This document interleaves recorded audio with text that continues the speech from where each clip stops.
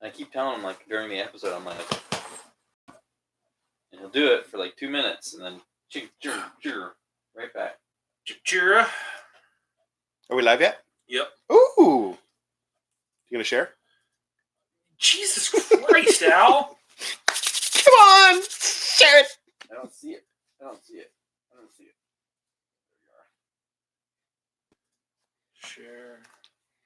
There you Share. are. Yeah. Woo! There we are.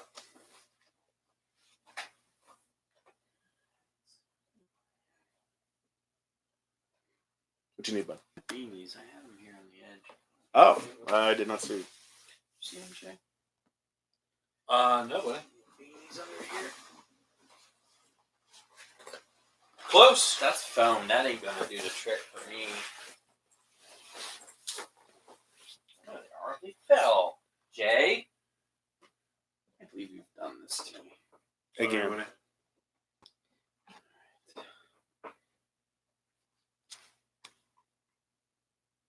Featherish.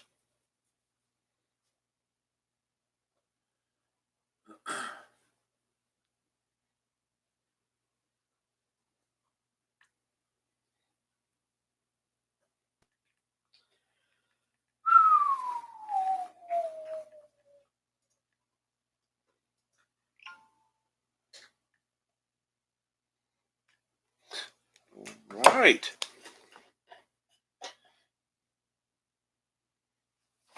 $1911 chambered in ACP. 45 ACP. Chambered in 45 ACP. Okay. I'm sure someone out there knows what that means. I am not that someone. See, this is 9 millimeter. This is 45. Right? ACP. The ACP stands for action points. Cause I have no idea what ACP stands for. okay. Never Googled it. But there are different 45s. You know what they say, don't Google yourself, you'll go blind. This is true. We ready to hit that live button, James? Yeah, buddy. Alright, we are going live in 5, 4.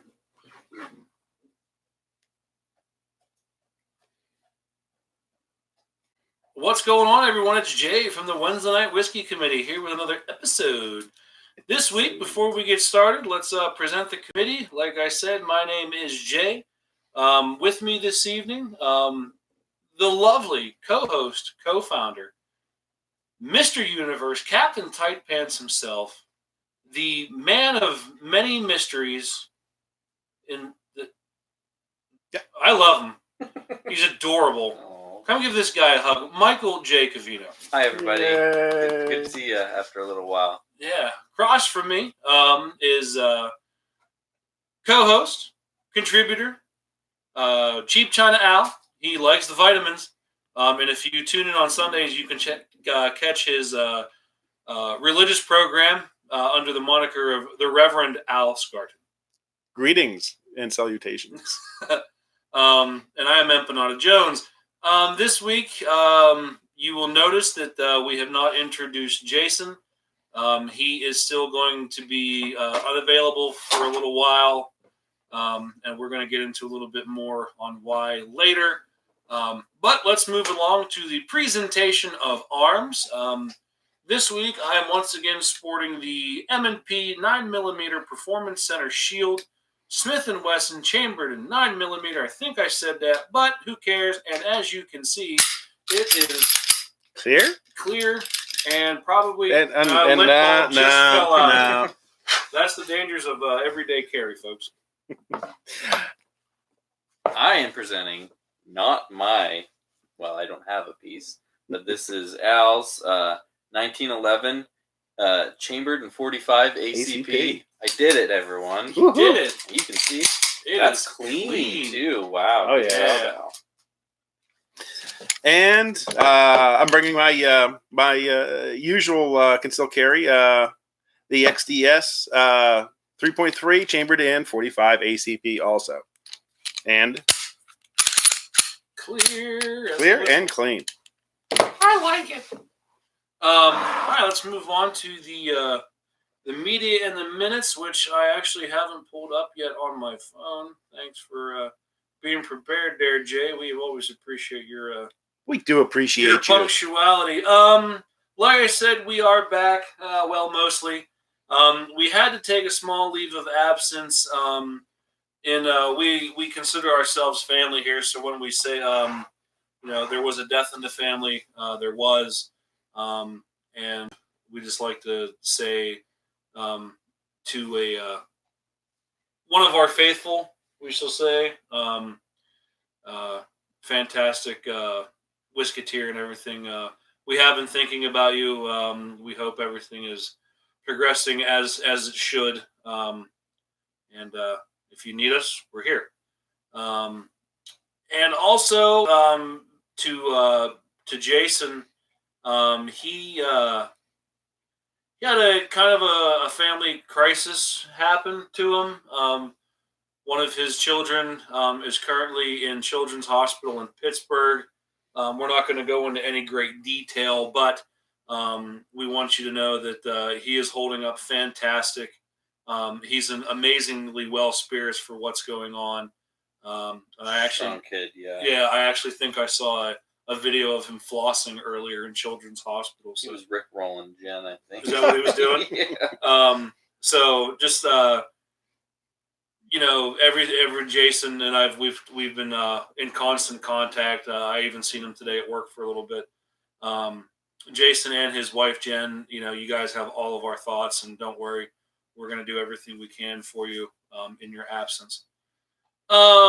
Moving on, Mike. That's MJC for you non-cool folk. He uploaded some new shirt designs today to Redbubble.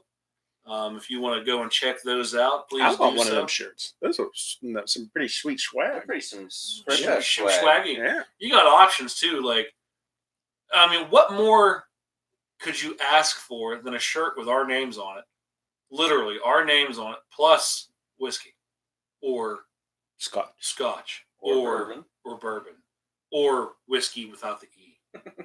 Then we got them all. Go check it out. You know what? And, especially if you're a female and you have an overprotective boyfriend, just show up one day with 4 random guys' names on a shirt and That'll work. alcohol. Yeah, that'll That's work. fantastic. Let us know how that works out for you. Send us an Send us email. pictures, yes. Whiskey@gmail.com. The only other real thing, I got 2 other little things here. The black metal episode that we hinted a few weeks ago, obviously is going to be delayed until we can get Jason back with us. That being said, I did see an article yesterday on Facebook that we were going to watch the Lords of Chaos movie and then have other, some black metal discussion. But actually, the DVD is going to be released next month. And unfortunately, we have no timetable as far as how long it's going to take Jason to come back to us. But we will definitely wait for him, as that is one of his going to be one of his centerpiece episodes. So, in the meantime, if we come into May and you get a chance to watch the film, please do so. That way, you can discuss it with us. And I'm going to officially say that we are giving up on the McLaughlin Distillery tasting party. We didn't gather enough interest, unfortunately, to make it worth their time. And we did. We pulled some people. We probably got about 15 people that said yes, they were interested and that kind of deal. But They just wanted an unrealistic number. um, I get Yeah. why they would, but that's just an unrealistic. You'd have to work corporate, and you'd have to get everyone on board to even make that a realistic Make it option. happen. Yeah. So we just want to thank everyone that did message us to say that they were interested. There were, like I said, there were about 15 to 20 of you. Thank you. It's nice to know that when we ask questions or put out a call like that, people are paying attention. So, and other than that, I know it's kind of difficult to fathom, but we have social media pages. If you're not familiar with what those are, let me give you the quick detail here. We have a Facebook page. We have an Instagram. We have a Twitter. We have a Reddit. We have the standard email, which is WednesdayNightWhiskey@gmail.com. And as before, we mentioned some of that sweet-ass swag. If you are looking at your wardrobe and wondering what the hell happened to my life, I'm wearing khakis and white sneakers, and grilling season is just around the corner. Save yourself and go to www.redbubble.com/people/Wed Night Whiskey. And what there's a special message that comes with this from Jason specifically. He said he wants you to go buy our brand new shirts. He wants you to buy every one of them. And then without wearing pants, while wearing the shirt, he wants you to bend over, grab your cheeks, and go, "Hey, I bought this on Redbubble." Jesus Christ. Something to that effect. We also have a Patreon account, which if you are interested in helping the cause of this show, I said it's not cheap. We do have a good time doing this, and we would make it work, but it's a lot easier when we don't have to worry about some certain areas. And you guys help us out. We do have a lot of Patreon members already, who we are very thankful for. And once we get some whiskey in these glasses, we will be toasting them for sure. If you're curious as to how to get there, I know it's kind of a weird word, but get on your smartphone, your tablet, your laptop, your old ancient desktop, bring out the Lappy, and go to your search bar and type in www.patreon.com, and you can find us there /Wednesday Night Whiskey, and help us out. Give us a donation. It's a reoccurring donation. It happens every time we post an episode. You might not think $4, if you donated $1 per episode, you might not think $4 a month helps, but we're telling you it really does. So with that, we do have a coffee site, but I'm not going to talk about it because it's worthless. Nah. And did I miss anything in the medias? Nope, I did not. So what we are going to do now is move on to the presentation of whiskey. We are bringing an old standby back to the show, as since Jason is not here, we are not going to be doing anything new until he returns.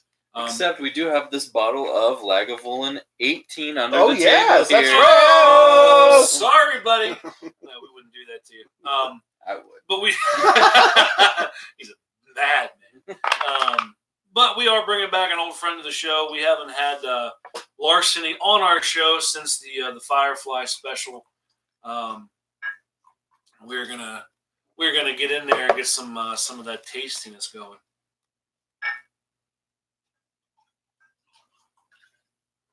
We are not going to be rating this again because once we've already done it, and two, we could always re-rate it if we wanted to, but one of our rating partners is not here with us. So with that, we are going to raise these glasses. We are going to toast our wonderful Patreon members, and they are as follows. We have Mr. Scott Knoll. We have Rick Wirtz. We have Ryan Weaver. We have Mario Ciccarella. We have Tim High. We have the lovely Shannon Hoffman. We have the Cosmic Road Show, and we have Jeremy Nixon. Did I miss anybody? I think I got them all. I think you got them. Whew! That was You the man. that You was. the I'm man. thirsty. Let's make it harder for Jay. Let's get some more Patreon. That's right. Sons of bitches. Love you guys.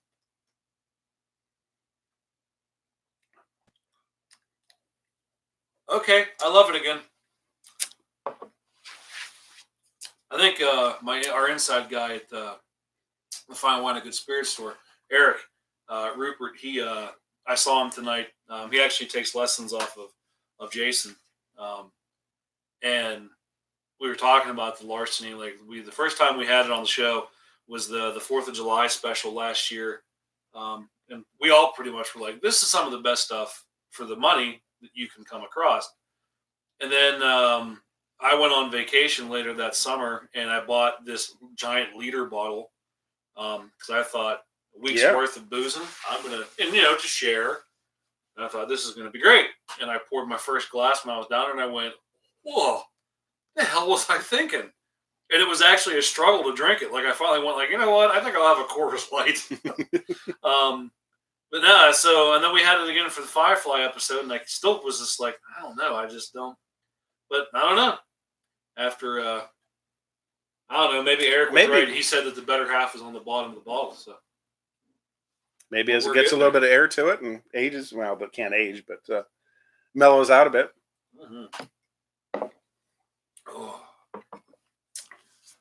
So, what do you Uh, got, Al? Yeah, well- I think we're going to start off. Al has a little something about I believe the Steel City Comic-Con. Well, okay, we can go that way first. Right, oh, I didn't know where you were going. Hey, we can go that way first. Let's go. Hey, here you go. Everybody Look has at one. this. Look at that, Sci-Fi in the ValleyCon. It's this is in Altoona at the Blair County Convention Center, coming up June 7th through 9th this year. And you can see the two I want to go see, Rob Paulson and Maurice LaMarche. That's Pinky and the Brain. We also have And so many other yes. fantastic characters. I mean, these are the two that, like I said, I'm going to go and focus on. But as far as some of their other valued guests, Seth Gilliam. Who the hell's Seth Gilliam? Well, he's obviously this person right here. Oh, is that the dude Walking from Dead. Walking Dead? Yeah. Is he dead yet? I stopped watching, so I couldn't tell Yeah, you. I stopped watching after that tragedy at the barn. I think Billy West is the big draw here for me. Billy West, yes, he is well, pretty much Fry and Ren, of Stimpy and Ren. Ren and Stimpy and Doug, and yeah. Roger Bumpass. gotta try to get through that. Which is of course I didn't know that Squidward. was his real name. I didn't Roger know either. Bumpass. There's going to be Probably over. Bumpus or something. Well, yeah, you can make it French. Bumpass. Yeah, no one's watching our show right now. Well, somebody got to be watching. There's There's the Sci-Fi Valley Con. going to be over 300 exhibitors, games, question and answer panels. Oh, I know. Yes. Settle down, boys and girls. But yeah, it's $15 a ticket. The tickets are starting at $15, I should say, per day. And they'll have probably 2 and 3 day passes. But yeah, I just wanted to mention that. This is at the Blair County Convention Center. Like I said, on June 7th through 9th. And I know, not to interrupt you, Jay, but I know one of our patrons, Shannon, her organization, Gearbox Union, they always have a booth there at the Sci-Fi Valley Con. This year will be no different. They always do promotions to benefit Second Life and the Children's Hospital. So Awesome. I'm sure they'll be doing giveaways and raffles and things like that this year. So keep an eye out for that and support a good cause. Yeah, well, So, what do you got there? Is it local? No. Okay, let me do mine first. Okay. Real quick. Since we're on the topic of local events, one of our discussion topics, we were approached by Tim Cassidy. He's hosting an event at the Railroaders Museum here in Altoona, Pennsylvania, called Bacon and Bourbon. And it is, like I said, it's May 25th. There are general admission tickets are $25. VIP tickets are $45. For the common folk, the show or the event runs from 1 p.m. to 4 p.m. If you are a VIP ticket holder, you can actually get in at noon and do exclusive things for an hour. Your entry fee gets you a drink ticket, so to speak. You can go around, have some samples and different things. They're gonna have other food vendors and other beverage vendors, and also some live entertainment. We were asked to come be a part of the show. However, at this time, we are going to have to respectfully decline just because we don't know whether or not Jason will be back with us at that point, and we definitely don't want to do something like that without him. But I did tell Tim that we will absolutely pump the show or the event for him. We'll be there for the sequel, Steak and Scotch. Yeah, now we're talking. So like I said, I'll be talking about this a little more up until the day that it happens, but we don't necessarily know if you've heard it here first. But if you are one of our local listeners and want to get on a very good time, more information will be posted, I think, as I receive it. I actually don't know where you can get tickets for this just yet, but I did get an email from Tim with more of the info that I haven't honestly had a chance to look through a whole lot. But so check that out. I'm sure there's going to be a Facebook page or event for it somewhere. So just wanted to squeeze that in real fast before we moved on to something outside of the local category. That's definitely interesting. I think I'd still like to go and attend that. Yeah. How about the again, since we're local, Jeremy Whisketeer and fellow Patreon member Jeremy Nixon sent us a link to an event that happened yesterday. Yes. In State College, which, oh God, I would have loved to have gone to that.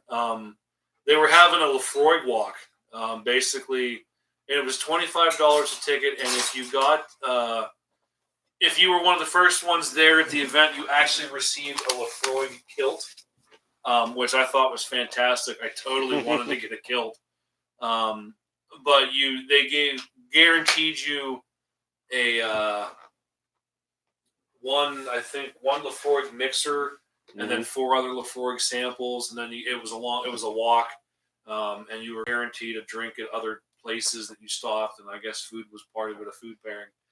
It looked really, really cool. Hopefully they do that again next year. Unfortunately for me, it was just, I was at work. I couldn't tell. I gotta drink scotch. Actually, no, I wasn't at work. I had a thing I had to attend to yesterday. But yeah, it was kind of cool. Like, I really wished I could have been there. But okay.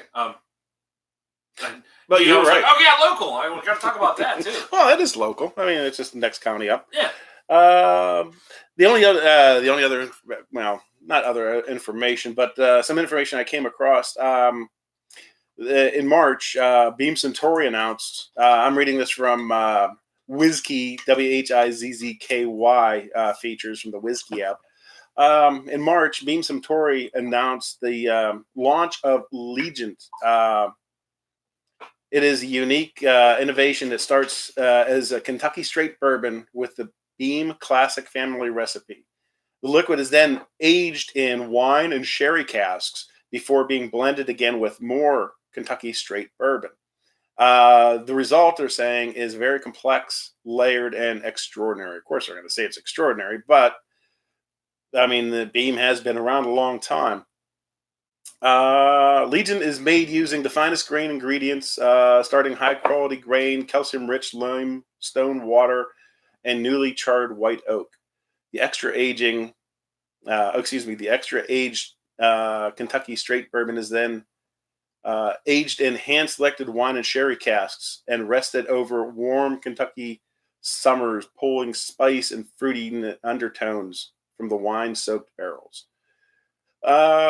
It definitely sounds like this is going to be something worth trying here coming up. It is going to be 94 proof and retailing for approximately $35 per fifth. So this is definitely some new news about a new bourbon coming out onto the marketplace. Well, I guess it's not a true bourbon because it's going to be blended. The next news is from Weller's. Weller's Full Proof Bourbon. They are it's American-owned Buffalo Trace Distillery based in Frankfort, Kentucky, announced that it plans to wow the fans of W.L. Weller's bourbon whiskey with a new bourbon offering. The bourbon will be 114 proof. That's 57 ABV and non-chilled filtered. The non-chill filtering means that if you were to add water, it will get cloudy because all the oils are still inside the bourbon. The reason they're coming out with this is where is that? They are matching the 114 proof of a another wheated bourbon. Buffalo Trace.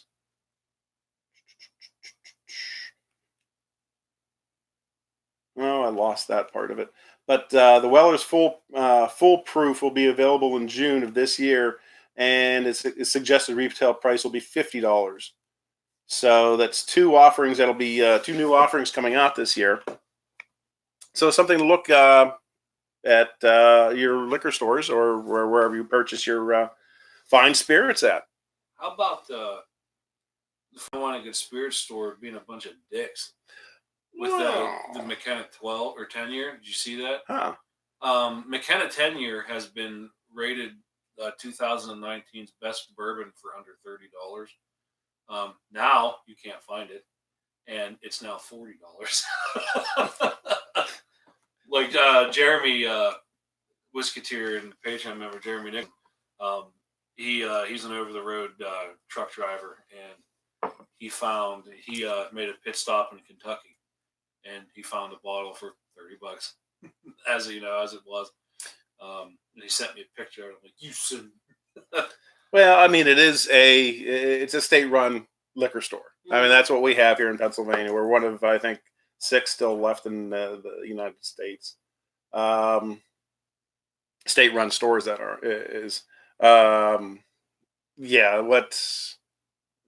it's hand chosen what they do and what they don't do. There's no real sales. Sometimes they come out with sales, but they're not as exciting as what we think they are. Right. But yeah.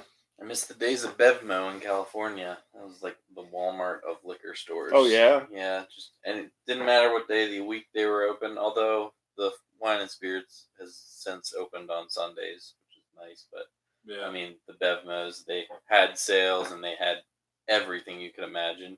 You could ship to your door. Can't do that. No. So. Oh well. Cool, man. Moving on to one of our other discussion topics here. We're a little late to the party on this, and like I said, we did have a 2-week absence there. But we wanted to make mention of it anyway, just because we had previously talked about it before, and we actually I think the very first episode we did here in the house. Could have been. We talked about it. We were out in the living room on the couch. Was that back in, I think it was July of last year, Disney and / Marvel fired director James Gunn. I don't think that was a Marvel decision. I don't think it was either. No, yeah, it was Disney. Yeah. But they fired him because of some poor humored tweets that he made about pedophilia and rape and some other things, and those tweets were, I don't remember how old they were. I want to say like 8 years old or something like that. And they fired him, and there was a big outcry, and from obviously the fans, and then even some of the actors, even one Dave Bautista, who plays Drax on in Guardians of the Galaxy, said like if James Gunn wasn't going to come back, that he wouldn't he wouldn't do another movie. But it was announced a few days ago, or probably a few weeks ago by this point, that Disney decided to rehire James Gunn to direct the third Guardians of the Galaxy movie, which really was in their best interest. I don't know how. They were talking about the dude that directed Thor Ragnarok. He turned it down. Did he? Yeah, Edgar Wright turned it down, who did Scott Pilgrim. They approached some good directors for it, but this wasn't one of those decisions that was like, okay, yeah, we understand where they're coming from. It was resounding through the film community that this was the wrong decision to fire him because of something that he said 20 years ago. And it was one of those things where, like, all the actors from the movie, everybody involved in that entire Marvel Cinematic Universe was just like, what are you doing? Mm-hmm. Like, what are these hot shots, like these bigwigs who have no idea how film is made, have no idea what kind of heart is put into directing these films? The main reason why the Guardians are an A-list comic book right now is because of these movies and they were D-class before Yeah, that. because they weren't. They were a small blip on the radar that was best forgot. And he put his blood, sweat, and tears into these movies, and it was one of those things where everyone knew that. And so whenever he was announced that he would be coming back to do, whenever Disney rescinded their firing, basically, everyone was just like, yeah. Yeah. I mean, there was nobody that was like, I am uproarious for this. No, everyone, No, it was the cast, everyone in the Marvel family was just like, yeah, you made the right decision. Yeah, I read the article, and they said, and I think his camp, his team of publicists or whatever, said that because he didn't he didn't attack Disney after the firing, and he was just like, yeah, I did it, Yeah. sure. It was a time when I just graduated from, I forget what it was called. He said, but I was trying to be, provocative, and it was a different time. It was a different time, different type of humor. And they said, and basically because that he did apologize, like first and foremost, and like just didn't try to trash talk the Disney and whatever else, that they took a different look at it and had a few sit down talks with him and took away rescinded their decision and have rehired him. And I think again that's just the best thing that they could have done. And there was, like you were saying, there was a few directors that would have been perfect, like Taika Waititi from Thor Ragnarok would have been a perfect choice to direct it, but he said no. Edgar Wright from Scott Pilgrim, he said no. All these directors that would have been smart fits said no because they knew there was only one director for that movie, Right. and it was James Gunn, and they got rid of him. And I think Disney kind of they pulled the trigger too fast on that because it was kind of right at the height of that whole Me Too situation that was going on. Yeah. And there were so many it was almost like a snowball effect. They mentioned in the article something Kevin Hart did. What did Kevin Hart do? Kevin Hart was removed from the Oscars for something similar. He stepped down because of something similar, like a tweet that he had or a couple tweets that he had. I don't remember if his were racist or sexist or whatever. But again, it was just one of those things where if you're a comedian on Twitter, you better go through and hard scrub your past and hope someone didn't screenshot it because, I'm extremely surprised that Sarah Silverman got a role in the second Wreck-It Ralph. Yeah. If you know her humor, it's it's as bad as James Gunn's tweets, except for she's a woman. But at the same time, it's not like she's out there saying like, that's not who I am anymore. She's still doing it. Yeah. But at the same time, like they know that about her. So I don't know what it was about those tweets that he had, or if it was just like they found the right nerve. They thought that this was the right decision at the time, that this would be the right call to remove him from that project. But it didn't sit well with anyone that was a fan. Everyone, it totally backfired. If they were trying to make a point, it failed. Yeah, and that's the thing. Like, who are they trying to please with this? Yeah. Because that's not their audience. No one in their target audience was like, this is awesome. Let's get rid of this guy because of what he tweeted. Do you think it could have been some sort of like low-level conspiracy? Like, we want to make it aware that we will do this, but don't worry, we're going to give you your job back. No, I don't think so. No. I think that it was just one of those things where the CEOs are so out of touch with the actual community, with the actual fans, and with the family of the Marvel universe, that they just didn't know what they were doing. They thought that they had found one of those things where, okay, we can make some positive publicity out of this by setting something right that was wrong, when in actuality, it just wasn't. It wasn't a big deal. It was a non-issue at the time. It was one of those things where if you wanted an apology from Gunn, you would have got an apology from Gunn. You did get an apology from Gunn, but you fired him. You fired him. Could have suspended him. You could have done whatever. But I think the one really interesting thing about this was, regardless of what happened with Disney and what happened with the whole Guardians thing, he's still a talented director and he's still a talented producer. So it wasn't like Disney fired me, I'm done working. No. He kept working. Yeah, and the funny thing, he made them wait. Well, no, he signed on for Suicide Squad too, the reboot. And so now he's going to have both movies, and he's going to pick which one he wants to do first. He's doing Suicide Squad first. Yeah, which everyone kind of assumed. Yeah. But at the same time, it's a weird thing where I don't want to say 100% of the time, so it's got to be close to 99% of the time. that would never happen. If you're signed on to be a director, producer, writer for a Right. Marvel movie, you're not touching DC. You're not allowed to Mhm. touch DC. There's a statute of limitations there. But since they fired him, DC said, "Hey, we want you." Yeah. And he's like, "Okay." So he goes on money. and makes me excited about a new Suicide Squad, which I didn't think I would ever say. And then Disney's like, "Hey, you want your job back?" And he's like, "Yeah, but guess what? I'm still working with them." So this is going to be a pretty unique precedent where Yeah, he's going to have his hands in the DC universe and in the Marvel universe he's going at to the be same like time. the next like major rock star kind of director. Could be. I mean, he's got a Yeah. movie coming out called Brightburn, and I can't remember if he directed it or if he's just producing it. But it's an anti-superhero movie. It looks sick. It looks really cool. It's about a kid who kind of develops superpowers, but he doesn't use them for good. It looks really good. So that's coming out pretty soon. I just saw a new poster for that. That's joined the list of not watching trailers anymore for me.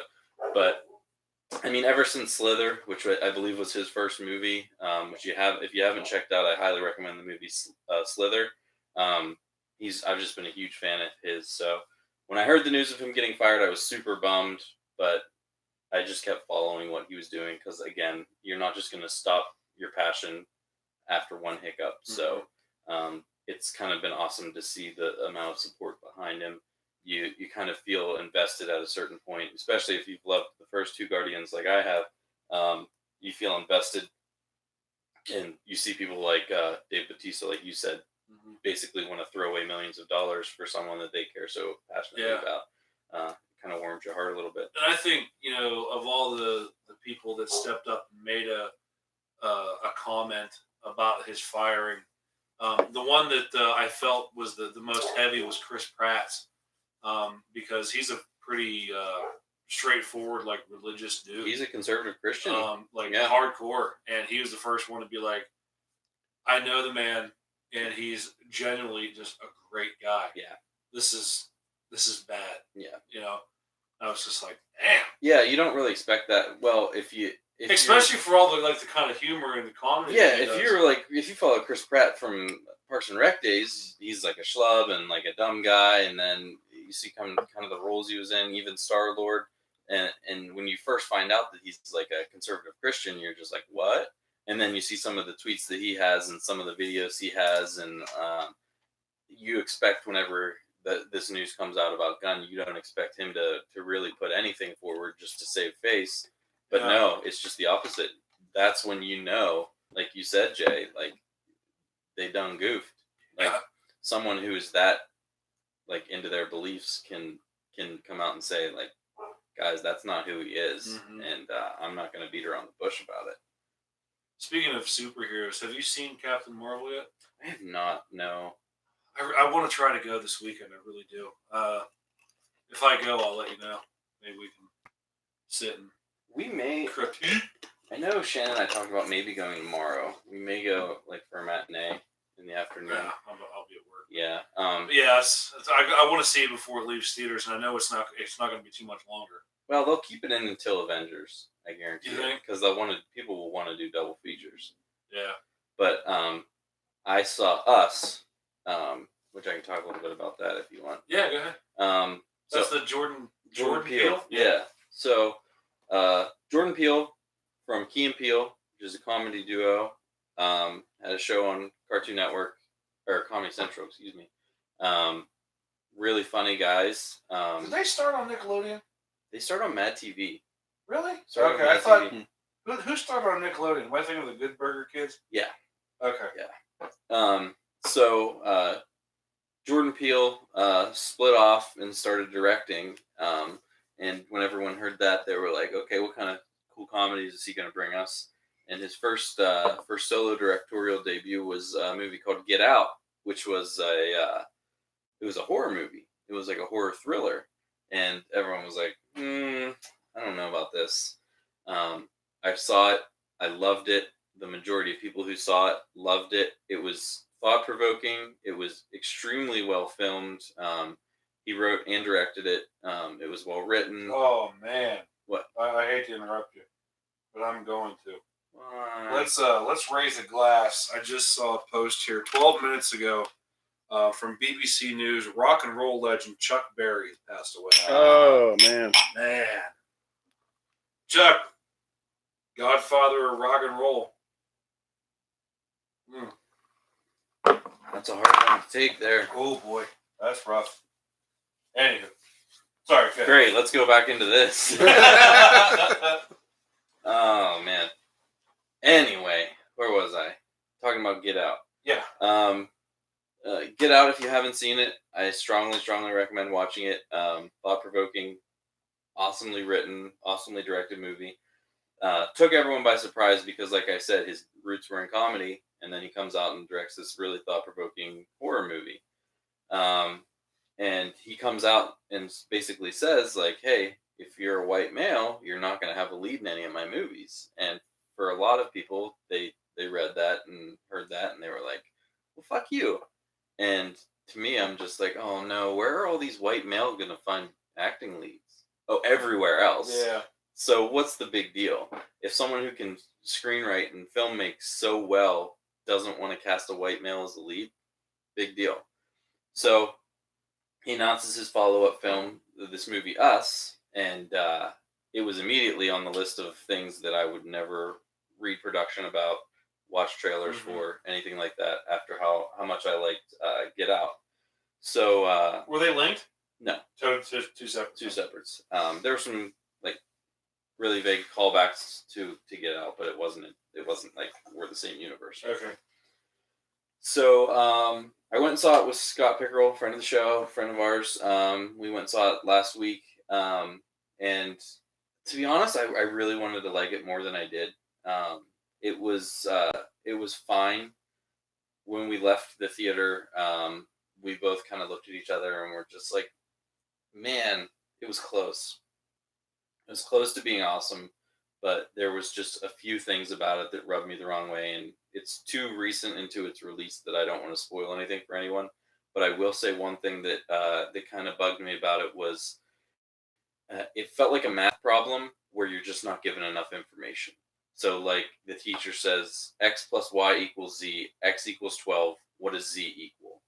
You just need a little more information to get to the answer. And that's kind of what the movie felt like. There were some interesting things in it. Tim Heidecker was in it, which, from Tim and Eric, I love Tim and Eric, so just seeing that he was in it was awesome. It gave it 10 points off of the bat for that, but unfortunately it lost some points. I think I gave it about a 7.5 at the end of the day, which it's still a commendable grade. I still recommend it. It just, to me, it wasn't as good as I was hoping it was. But the next one that we're going to see is we're going to see Captain Marvel, and then obviously Endgame's going to be coming out. So, which I'm so pumped for a 3-hour movie. Yeah.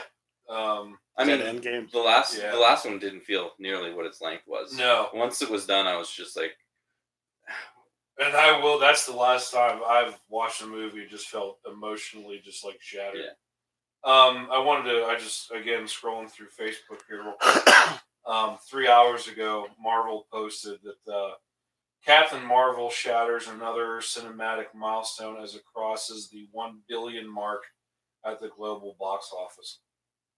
So I'd be interested to know what Avengers did. Yeah. If this is shattering the yeah, the milestones. Milestone, yeah. Well, I'll say I'm excited for it. I'm excited for Shazam. Really? Zachary Levi. Did you watch Chuck? No. Oh my god, Chuck is one of my favorite shows, and just seeing that he's going to be the lead in the superhero movie, I'm in. It doesn't matter. I'm in. Lucas, a guy we work with, Lucas was talking about it today too, and he's going to go see it the next day or so. And I'm like, really? Yeah. I looked at it. I'm like, I don't. But then I don't know anything about the comic. I always thought Shazam had a little band or something. No. See, this is what I know. You're thinking of the A-Team. Mr. T. I did finally see Into the Spider-Verse. Did you watch that one? I actually own it, and I haven't seen it yet. Super good. I know, like it's super good. I had it loaded onto our Vudu account, and the kids have watched it, and my sister has watched it. And, well, I think all you guys watched it. and they were like, "It's so good." And Did I'm you like it, Al? Yes. I'm like, oh, like I watched the first couple of minutes of it. Like I tried to stream it, Mhm. and it just kept hiccuping and it drove me nuts. I said, I'm gonna go buy it. It's a feel good movie. Yeah, It's definitely a feel good movie. And the one thing, and like I said, I haven't even gotten into the film. Was this the introduction of Miles? In cinematic, Yeah. Cinematic. Yeah. Okay, how long has he been around in comic? for a while. Has he? For a Okay. while, yeah. Yeah. So for me, like I thought it was brand new. No. But like I was totally pumped to finally have another, especially in Spider-Man, to have a black lead kind of superhero, and I was just like, I can't wait to watch this. Well, I remember seeing the first trailer for it. I believe whenever Infinity War came out, I saw the first trailer for it. And again, I'm just one of those people that doesn't watch trailers, but sometimes when I'm in the movies, I don't want to run out of the theater like I had to do Us for the Endgame trailer. I had to see the first 2 seconds of it, and I'm bummed. So anyway, I saw the trailer for Spider-Verse, and in my head, I was thinking like, okay, well, we have Tom Holland as Spider-Man right now, and Right. like, how are you going to do this if you're canonically? Are they doing it Same canon? universe? You'll just have to wait and see, because Okay. they do handle it really well. They actually, I mean, it's Into the Spider-Verse, so they talk about the Spider-Verse, which is a real thing in the comics. There's just there's Is it different kind of like the Spider-Men. Flash time? You don't know. You don't want. It's not a time thing. Speed Force is what they call the. It's parallel universes. Yeah, where that's what in the Flash he can run between the Speed Force, which can put him in a different universe and stuff like that. Think of it more like Rick and Morty. Gotcha. So it's more like He turns into a pickle. he turns into a pickle. Spider Pig. It's more like I'm Spider Pig. John Mulaney, one of my favorite comedians, does the voice of Spider Pig. I loved it. So Yeah, I'm totally pumped. I keep like, hey guys, you want to watch? And I'm talking to the boy because Autumn doesn't really care all that much. I'm like, no, you want to watch Spider-Man? And he's like, no. I'm like, come on, boy. yeah, we tried watching it with Oz, with Shannon's son, and he sat there but he was on his iPad the whole time. Yeah, And we were both just like, yeah, this is awesome. Yeah. I'm pumped. I can't wait to watch it. Yeah. So that's cool. Anything else poppy going on that you know of? I'm trying to think. I mean, I wanted to talk about Us, which I did. There was a trailer for the new Joker movie. Yeah, today. I watched that today. And that I did watch the trailer for, as I just finished talking about not watching trailers. But after how dirty they did me with the Suicide Squad Joker, I had written off Joker for a while, so I needed to see this to make sure I wanted to see it. What Which are they I actually rebooting with Suicide 2? everything. They're rebooting it, and so if there's But they're using the same people? some of them are going to be the same. Some of them are I gonna be know different. that Will Smith is Right. not coming back to be Deadshot. And But is it the dude that did the guy in Thor? Is he going to be Deadshot now? which guy in Thor? The Timekeeper? The Idris gatekeeper? Elba? Yeah, the gatekeeper. Could be. Okay. I don't know. I thought I heard I that. hope so. I think that Gunn's name is going to bring in some talent. So it's funny that Will Smith is like picking these projects that are like, you're doing it wrong. Like, why are you saying yes to the first one and no to the second one? Do it the other way around. Mhm. Like, this has a competent director and a competent writer. The first one didn't. Why are you saying no to the one that has promise? Why are you saying yes to Blue Genie in live action Aladdin? Oh, God. Like, what are these choices you're making? That looks so bad. It looks awful. It looks terrible. I will say the second trailer makes it look more passable than the first, but Like, I haven't seen it. Like I'll have to go back and check it out. But and also real quick, I know a while ago we kept hammering you with Witcher news, and we actually haven't gotten any in a while. And we actually found an article that explains why method actor Henry Cavill actually is taking up too many side quests to complete the filming. And if you don't know why that's funny, then get out. Sorry. Let's move on to our final topic, so to speak, for the evening. We always like to do lists, top 5 this, top 10 that. We got another one here for you. And I know that we've talked about bands and things before with our list, but this time I had the idea for doing top 5 instrumentals that aren't classical pieces, and by classical I mean like Beethoven and Mozart and that kind of thing. So do we just want to go in a circle? All 5, or are we gonna do our 1s, our 2s, our 3s, or how do you want to do it? We can let's just do one at a time. Are we starting at 5? Yeah. Sure. Mine aren't really in Any order? 1 to 5. Order. Yeah, I was hoping that Jason wanted to participate in this I evening. was wondering that too. But let me text him here real quick. List? Question mark. I'll start with my number 5 pick. And I do want to I talked to Whisketeer Kevin Siegel today, and I told him what we were going to do tonight. And I gave him my list, and he was like, "Really? You're going to do that for a top 5?" And I'm like, I didn't want to pick something that I know is awesome, but I don't listen to it. So for me, like if I had to, this would definitely be on a CD of instrumentals that I would pick. I don't know. I'm probably forgetting more than I remembered or wrote down. I know on Sunday, Alan and I were working in my garage for a little bit, and I told him the idea, and he was like, "I gotta come up with 5." So for me, my number 5 pick is a sort of a recent. I don't want to say recent discovery. I mean, I've known about him for a long time. But kind of got back into listening and enjoying his work again. Number 5 for me is Feisty Cadavers from John 5. Okay. I actually saw it was in the music subreddit on Reddit. Someone posted the question that was, what is a talented musician from a band you can't stand? And he was one of the higher ranked ones. Yeah. Because people were like, I can't get into Marilyn Manson. I can't get into, who else was he Zombie. with? Zombie.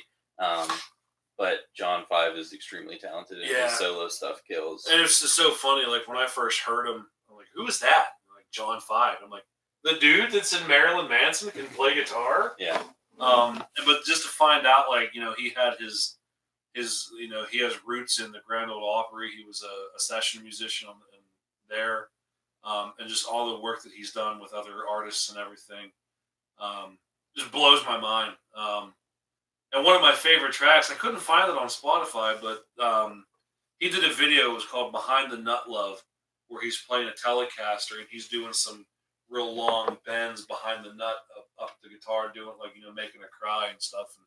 And it was just like real clean, real slow, real mellow. I was like, damn, is that amazing? Yeah, if you're into, I mean, he likes his metal, he likes his heavier stuff, but he does do some awesome other work. Check it out. So for my list, this was actually a difficult one for me because a lot of music that I listen to is instrumental. So I listen to a lot of soundtracks, video game, movie, television, less so television, but movie and video game. And then I also listen to a lot of progressive rock and post-rock, and a lot of that is instrumental as well. So kind of narrowing that down, I had to give myself stipulations. So I didn't want to do any movie because I think we've done soundtracks before. Mm-hmm. And I don't really have video game per se on here for the same reason. But I did want to pull a couple like post-hardcore style. So the first one I'll do is Explosions in the Sky, which is they're an instrumental.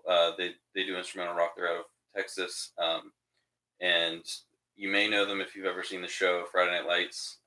They did a lot of music for Friday Night Lights, but a lot of their stuff is really melodic. The song Your Hand in Mine is one of my favorites from them, so I'm going to pick that for this. But that's from the album The Earth is Not a Cold Dead Place, which is an awesome album. Just any Explosions in the Sky songs I would put on this list. But if you like reverb, they use and reverb delay. and they use delay, but they also are very skilled at using those two things. It's not for the sake of it. It's good stuff. Now, for me, I go back. I thought about the strict rock instrumental, and one of the first songs that I recall back in the mid '70s at the Portage Crichton McCormick pool. It was the Safaris Wipeout. So Wipeout. I mean that was Is that instrumental though? Because I remember the lyrics. Wipeout. Well, is that really lyrics? Oh, now we're gonna get into a discussion about lyrics, Jay. Okay, you can take it off. I'm just kidding. I'll allow it. Okay. My number 4 pick, I guess, so to speak, is actually one of my favorite guitar players, which is the mighty Paul Gilbert. Ooh. The Ooh, mic. which one you got? Get Out of My Yard? Yeah. Is that It's Get Out that's of a My good Yard. one. That's my number 4 pick. When I first heard the beginning, the intro guitar solo, I guess, to that album, it was just like, I was like, what the hell is this? I think the first song was Hurry Up. I almost had that on my list. No, it's Get Out of My Yard. Is it Get Out of My Yeah, Yard? it might be Hurry Up, might be track 2, Yeah, which it goes right into. yeah. That's Um, my favorite from that album. but yeah, especially because basically all what he's telling you is to stay out of his lane. He's better than you, and here he's going to prove it with no other instrumentation other than himself and a delay pedal, so to get that initial like rundown. It's just fantastic. And at the very end of it, he picks the guitar up and yells into the pickup, "Get out of my yard!" That's more lyrics, by the way. This is just not an instrumentalist. But that's more than one word. It's true. Wipeouts. Still an instrumental. I'm still gonna bust y'all nuts. Ooh. So that'll kind of transition into my number 2. The band is Liquid Tension Experiment. Mm-hmm. The reason that they kind of feed from Paul Gilbert is, if you're familiar with John Petrucci from Dream Theater, this is basically Dream Theater minus the worst part of Dream Theater. Yep. So James it's Labrie. yep. Yep. And they Tony Levin fills in for bass. Yep. And then it's got Rudess, it's got Portnoy, it's got Petrucci, and it shreds. I think they only have 2 albums. 2 albums. Yep. But my favorite song from them is By Accident. The name is the song is, and it's from Liquid Tension Experiment 2. But both albums are incredible.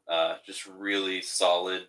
I mean, And it was kind of funny to me that Tony Levin agreed to do it. Yeah. Just be like, "Oh, really?" Yeah. Tony Levin's playing with the young kids. Yeah. And it's just He holds his own. He does. Yeah. Just fantastic. Yeah.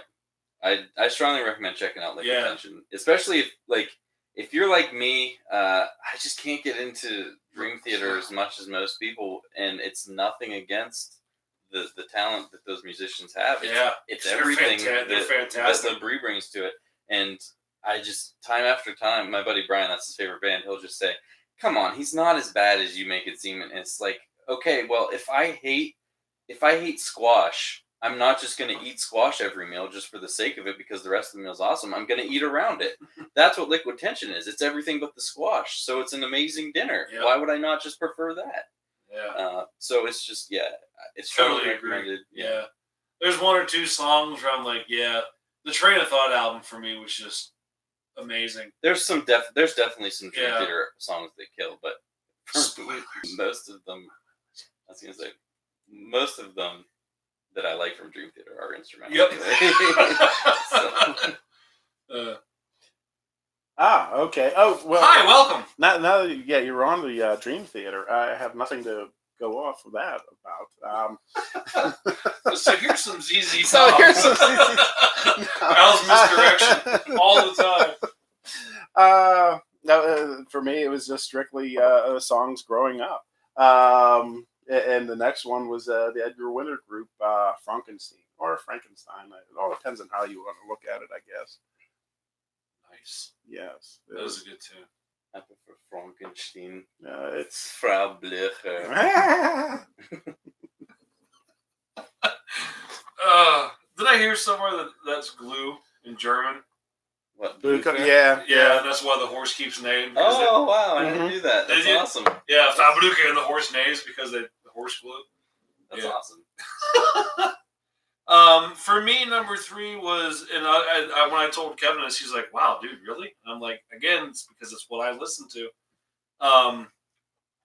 My number 3 pick is "Implements of Destruction." It's I want to say a 10 or 11 minute jam fest from new metal band, the new metal band Chimera. Starts off with this real soft melodic kind of harmonized acoustic intro, and then it just rips into the rest of the 8 minutes of just crushing kind of gallops and different leads and phrasings and stuff. Is it overly complicated, like a Dream Theater or something? Like, no, it's totally not. But it's really cool. I enjoy that one a lot. So I mentioned there's no video games on my list, but kind of. So if you're familiar with the style of music called chiptune is basically, if you're familiar with like 8-bit, it's basically like 8-bit music. And there is an individual, Big Giant Circles goes by, put out an album called Imposter Nostalgia. Yep. Yeah, which is all originals. Fucking amazing. Yeah, it's a perfect album, but it's all originals. But the point is to make you think of video games you've played. So he'll have some. It's not from the game, but it might as well be. Yeah, he'll have some that sound like Mario. He has one that sounds like Super Meat Boy. He has one that sounds like Mega Man. But they're not, and they're not pulling lines from these songs. They just feel like it. They just feel perfectly like they are from these video games that you're familiar with, which is why it's Imposter Nostalgia. Yeah. Definitely check out the whole album. I couldn't even pick a favorite, but I will pick one called Chips Ahoy Mateys. I think it's actually the first one on the album. There's so many hooks in these songs, which we kind of touched on it when we talked about how do you listen to music, which was a Rick Wertz question, where I will listen to everything but the words first, which is kind of neat that we're talking about instrumentals because you don't have to worry about that because there's no words. So unless there are. Well, yeah, just like a few. the words "wipe out" and "get out of my yard." But Wait till my next one. those Tequila. is it? Damn it! No, that's a good one. I definitely recommend that whole album. Jay can attest to it. Yeah, I introduced it to him. I'm not a big, because that's borderline electronica music, that kind of deal. Yeah. And I'm not really into that, but that record just is awesome. Yeah. There's no fighting that one. Yep. Once again, growing up through my childhood, watching TV on black and white, and Wow, you all really old, Mister. I know, right? It's Cheap China Al. So the next one, once again in the 70s, what is it? The Van McCoy, The Hustle. It was, these things, I don't even the know what hustle. that is. I'm not gonna lie. The Hustle? The Hustle. Dun, dun, dun, dun, dun, dun, dun, dun. Oh, okay. I didn't know that's what it was. Well, called. it's because it has lyrics. That's Yeah. why. Oh, Well, it's actually just The Hustle. But, do the hustle. yeah. The disco classic. Yeah. That was on TV. Yeah. For what? Because they didn't have anything else to put on time. I mean, that was it. No, it was like it was in a show or something, or It was, dance. like a Just yeah. like a dance all night kind of show. Whatever. Yeah. I wouldn't say the Dancing. Dick Clark I know what you bandstand, but yeah. Um, Yep. So it was just the one. Once again, another one of those. Yeah, something growing up. cool. Number 2 for me is something that we have already touched on before in this conversation. It is a Dream Theater song. It's off of that Train of Thought album that I'm so fond of. And it is one of the longer pieces on that record, Stream of Consciousness. Yeah. It's just, that has everything that I ever want out of a musical arrangement. And most importantly, because there's no Labrie. Here, here. Yeah. So I'm gonna throw another post rock in before the end. The band is This Will Destroy You. The song is The Mighty Rio Grande, or Grand, if you will. Grande? With an E. There's an E at the end. There's Like an the E. river. Imagine the Like river. whiskey with an E? Imagine like the Rio Grande, the river, but imagine just pronouncing it like you're from Central Pennsylvania. Rio Grande. Like a mouth is full of molasses. But anyway, it's a fantastic song. I think they used it in a movie. I don't know what movie. I think it was a baseball movie. I don't know. It's easy to use those post-rock songs, the popular ones. It's easy to use those in movies because there's no words. You don't have to fight with that. But that's probably my favorite This Will Destroy You song. It's from their self-titled album. But again, it's post-rock, so if you don't like reverb and delay, it's not for you. But Yeah. I love it. Cool. The next song is actually something from a video game. I had to go there. This is where I first heard it in Spy Hunter. Peter Gunn. By what's his name? Eddie. The Eddie. The Eddie. Yeah. So he's a forest kind of guy. Yeah. The Eddie. He's nuts. Real nice. Thanks. And Jason's not here to talk about circumcision, so I forgot I gotta be gross on And then that. you can't do this. After talking about My circumcision. number one, for me, was an absolute no-brainer. Yeah, I have no idea what this is yeah. gonna be. Yep.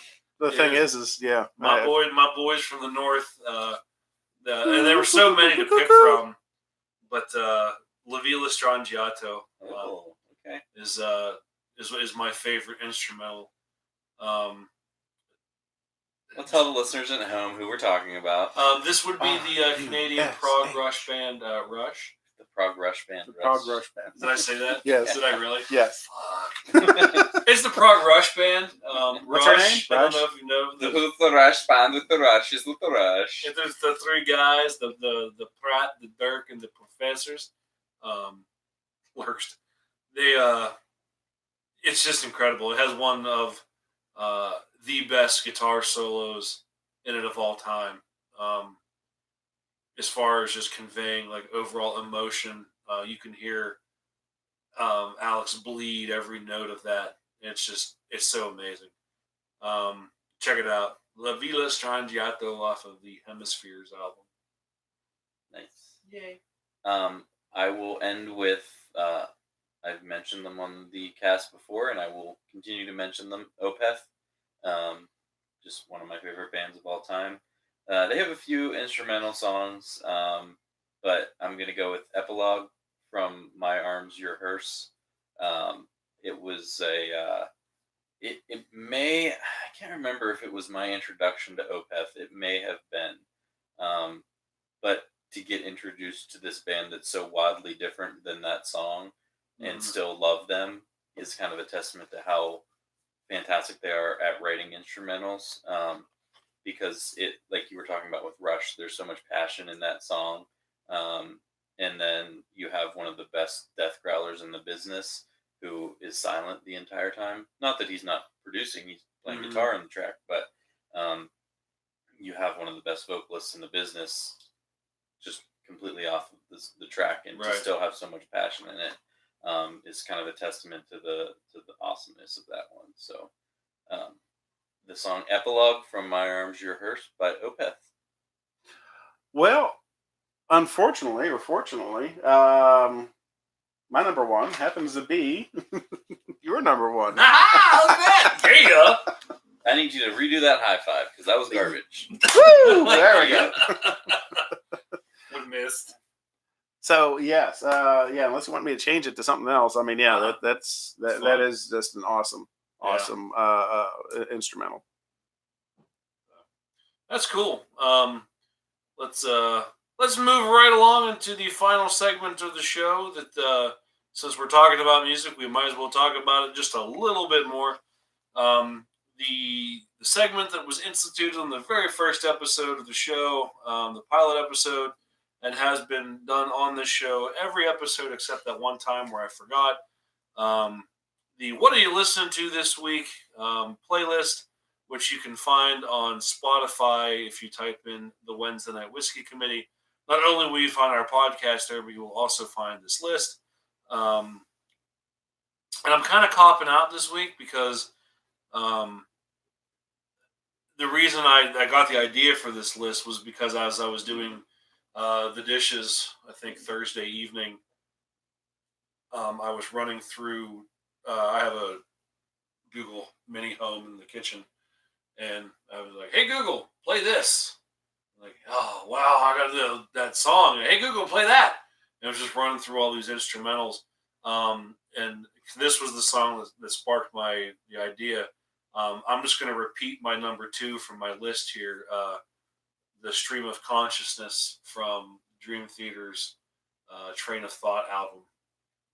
Pretty pumped to be putting that on the list, to be perfectly honest. Hey, Yeah. absolutely. What about you, Al? What you got? Well, in case you didn't know, April 1st. Oh my God, here we go. Here man.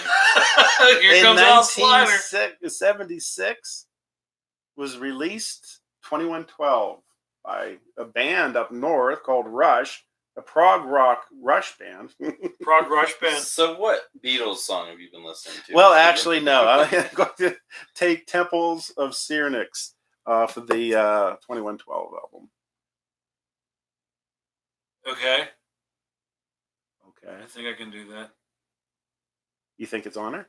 Well, I know it's on there, but I don't know if it's separated by individual Oh. tracks. Hey, I'll be glad to put the entirety of 2112 on the Oh, list. okay. Well, yeah, there you go. Find Yeah. out. We'll get an audible if not. Yep. We'll get there. So Al's picking 2112 off the album 2112 by Thrash. Okay. Mike, No, I'm not taking the whole album. I'm going to take Temple of Syrinx, but yeah, whatever. well, it's Okay. one song, Al. Well, you can't. Well, We'll see what I'll Spotify figure it out, says. yeah. I'll figure it out. So my What Are You Listening To this week is going to be in tribute of a family member we lost a couple weeks ago. His favorite band or his favorite musician was Bruce Springsteen.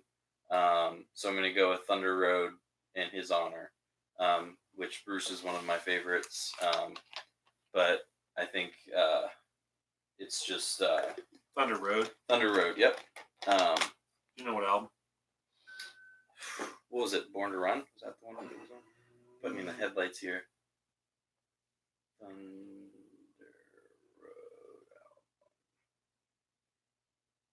And I gotta look here really, really quick at the playlist. Jason did give me Yeah, Born to Run. his pick for this week, and I said, "Buddy, I think you did that one already." And he goes, "Well, if we did that one, then use this one." So let me just real quick scan the playlist real fast.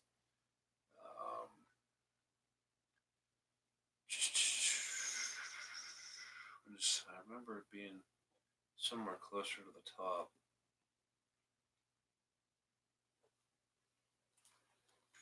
But I'll just start saying it is a Rush song. Both picks are off. Okay, he picked that one. So I'm pretty sure we can go with the first one. They're both on there. Buddy. They're both on there. Jason wanted to pick Witch Hunt from Rush off the Moving Pictures record, but I said, dude, I think you've done it. He said, well, if that one's already used, then use Vital Signs off the same record. And I'm like, okay, cool. Well, they're both on the list. So I'm going to have to let Jason know that he has to audible and pick yet another song, and that will be updated accordingly. Now we're starting to get into that weird part, like we got to start checking the playlist. Over 200 and some songs. It's like, oh, did we pick that one already? So I think that officially puts a cork in this week's episode. Guys, thanks for tuning in this week. We appreciate you sticking with us and coming back and enjoying this episode with us. It kind of felt like all of us were kind of chomping at the bit to get back into this. 2 weeks off is a cool thing to kind of like clear your mind and sort of unwind and try to start fresh again. But given the circumstances, it really wasn't that much of a vacation. No. But again, we're back, and thanks for tuning in this week. Whether you have been a Whisketeer from day one or whether you started today at day 449, we appreciate you being here. And again, thank you once more. With that, I am Jay. I am Michael. And I am Al. And we are the Wednesday Night Whiskey Committee. Please listen responsibly.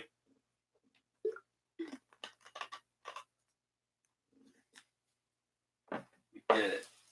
Woo! Awesome. Awesome sauce. What episode is this? 55. Stop it. Okay. Stop talking. Uh-oh. Bye, everybody. What if we don't have it? What if we can't save it? You can't save it. Oh, shit. Oh, And, well. they have a hard drive that was in the clearance